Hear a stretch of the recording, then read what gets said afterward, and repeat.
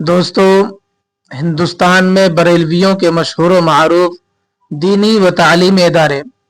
الجامعۃ الاشرفیہ کے فاضل ناصر مصباحی صاحب نے اپنی کتاب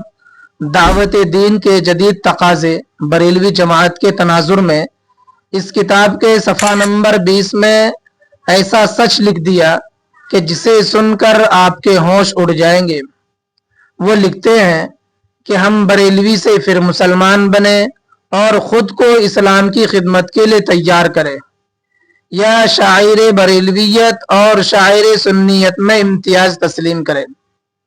یعنی بریلوی سے پھر مسلمان بنے۔ کیا بریلوی مسلمان نہیں ہے؟ اسی کتاب کے صفحہ نمبر 76 میں لکھا ہے کہ جماعت فکر و عمل کی دنیا کا وارث ہے، یعنی بریلوی جماعت فکر و عمل کی دنیا کا وارث ہے۔ اور اسی طرح اسی کتاب کے صفحہ نمبر 79 میں لکھتے ہیں کہ جو لوگ خانقاہوں سے جڑ کر یا بغیر جڑے بریلوی جماعت سے الگ ہو کر دین و سنت کی خدمت کر رہے ہیں وہ بہتر ہے،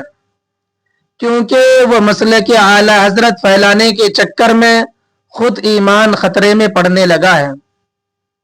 یعنی بریلوی عالم کا ماننا ہے